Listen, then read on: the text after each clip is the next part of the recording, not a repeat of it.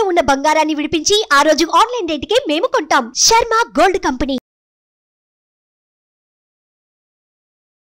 నమస్తే, welcome to Suman TV. ప్రస్తుతం మనతో పాటు ఉన్నారు ప్రముఖ ఆస్ట్రాలజర్, జ్యోతిష్య రత్న, జ్యోతిష్య చక్ర వైభవ నిపుణులు డాక్టర్ రాళ్లపల్లి రవికుమార్ గారు. నమస్తే గురువు గారు. నమస్కారం అమ్మా. గురుగారు, 2024 మార్చి నెలలోని ద్వాదశ రాశుల్లో వివిధ రాశుల వారికి ఏ విధంగా ఉందో మనం తెలుసుకుందామండి. ముందుగా మార్చి నెలలోని ద్వాదశ రాశుల్లో నవగ్రహాలు ఎక్కడెక్కడ ఉన్నాయి? తప్పకుండా అండి. శరదిందు సమాకారే పరబ్రహ్మ స్వరూపిణి వాసరాపీఠ నిలే సరస్వతి నమస్తుతే. సుమన్ టీవీ ప్రేక్షకులకి నమస్కారం. నవగ్రహాలు ద్వాదశ రాశుల్లో మార్చి నెల అంతా ఎక్కడ ఉన్నాయో ఇప్పుడు తెలుసుకుందాం. ముందుగా సూర్యుడు వచ్చేసి మనకి మీనరాశిలో ఉన్నారు. అలాగే మనకి బుధుడు వచ్చేసి అదే మీనరాశిలో నీచ స్థానంలో ఉన్నారు. నెక్స్ట్ గురువు వచ్చి మనకి మేషరాశిలో ఉన్నారు. అలాగే రాహు మనకి మీనరాశిలో ఉన్నారు.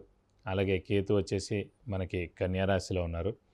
ఇక శుక్రుడు మనకి కుంభరాశిలో ఉన్నారు. అలాగే శని స్వస్థానమైన కుంభరాశిలో ఉన్నారు. అలాగే కుజుడు కూడా మనకి కుంభరాశిలో ఉన్నారు. ఓవరాల్గా చూసుకుంటే కనుక కుంభరాశి మీనరాశిలో మూడు గ్రహాలు చొప్పున ఉన్నాయి.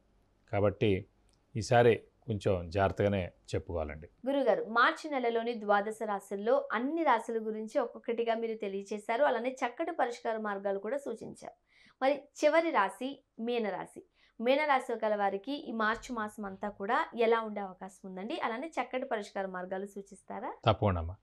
మీనరాశి అనగానే మనకి పూర్వభాద్ర 4వ పాదం, ఉత్తరభాద్ర 1, 2, 3, 4 పాదాలు, రేవతి 1, 2, 3, 4 పాదాలు. ఈ నక్షత్రాల సమూహం వచ్చేసి మనకి మీనరాశిలోకి వచ్చింది. సో మీనరాశి వారు ప్రస్తుతం మటుకు దేవుడి దయ వల్ల గురుబలం పరిపూర్ణంగా ఉంది ఈ మాసం అంతా.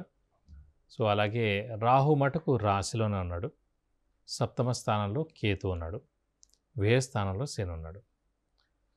సో గురుబలం పరిపూర్ణంగా ఉంది కాబట్టి అవివాహితుల వివాహం, సంతానం లేని వారి సంతానం, నిరుద్యోగులకు ఉద్యోగం, ఉద్యోగస్తులకు ప్రమోషన్స్, ఉద్యోగస్తులు foreign tour visits, assignments, okay, అవన్నీ ఉన్నాయి.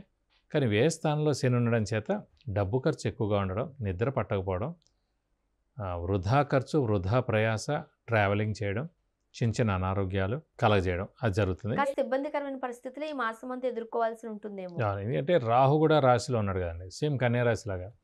సో రాహు కూడా రాశిలో ఉన్నాడు. స్ట్రెస్, స్ట్రెయిన్, మానసిక ఆందోళన ఇవన్నీ కలగజేయడం. సప్తమ స్థానంలో కేతు ఉన్నాడు.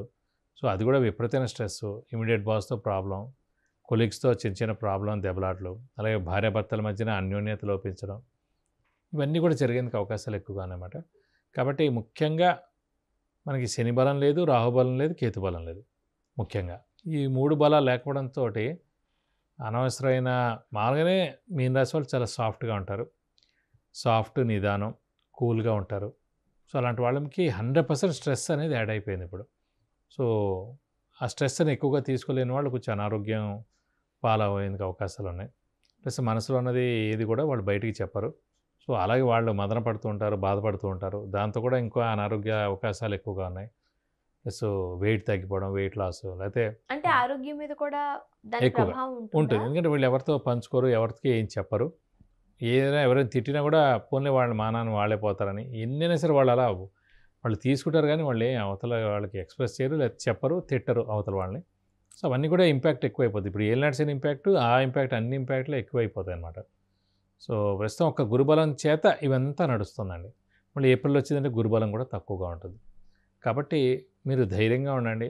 ఏదైనా సరే ఓపెన్ అప్ అవ్వండి.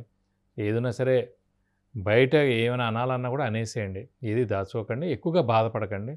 ఎవరినైనా నొప్పిస్తున్నారని మటుకు మీరు ఫీల్ అవ్వకండి. సో ఎవరైనా కూడా వాళ్ళకి డైరెక్ట్గా చెప్తే ఉత్తమం ప్రస్తుతానికి. అయితే కాస్త ఆరోగ్యపరంగా ఇబ్బందికరమైన పరిస్థితులే చూస్తూ ఉన్నాం.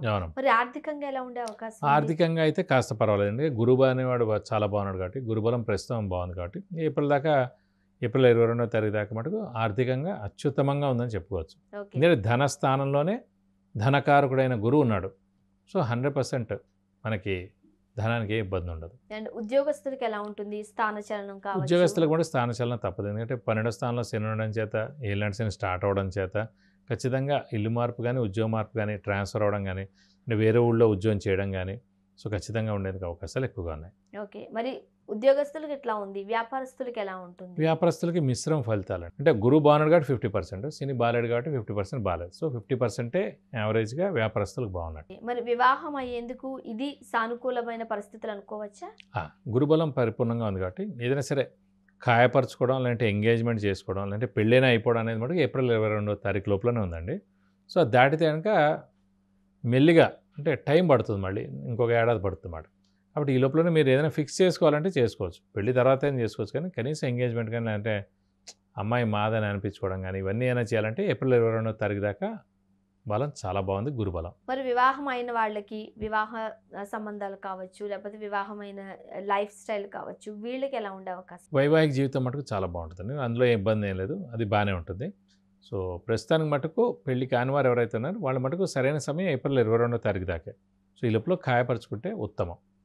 కనీసం ఎంగేజ్మెంట్ అయినా లేకపోతే ఏదోటి ఓకే అయినా అనిపించుకుంటే కనుక గురుబలం ఉన్నట్టు. ఏప్రిల్ 22 దాటితే మళ్ళీ కొంచెం కష్టం, అది డిలే అయిపోవడం, ఏదైతే ఓకే అయిందో సంబంధం అది వదిలేసుకోవడం, లేకపోతే వాళ్ళు వద్దనడం అలా జరుగుతుంది.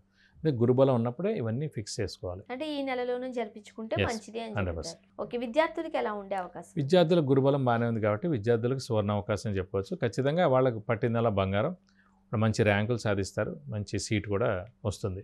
అంటే కొంతమంది సంతానం కోసం చూస్తూ ఉంటారు, మరి వాళ్ళకి ఇది సానుకూలమైన పీరియడ్ అనుకోవచ్చా? అదేనండి, ఏదైనా సరే ఏప్రిల్ 22 లోపలనండి. మళ్ళీ దాటితే కనుక గురుబలం తక్కువగా ఉంది కాబట్టి 50-50 ఛాన్సెస్ ఉంటుంది అన్నమాట. సో ఏప్రిల్ 22 లోపల వాళ్ళు ఓకే అనుకోవడానికి ఖచ్చితంగా సంతానం కలిగేందుకు అవకాశాలు ఎక్కువగా ఉన్నాయి. సాధారణంగా మనం కొన్ని పరిస్థితులు చూస్తూ ఉంటాము. అంటే విద్యకి సంబంధించి బాగానే ఉంది, ఆరోగ్యానికి సంబంధించి బాగానే ఉంది, కానీ ఇబ్బందికరమైన పరిస్థితులు ఎటు నుంచి వస్తాయో తెలియకుండా ఉంటుంది.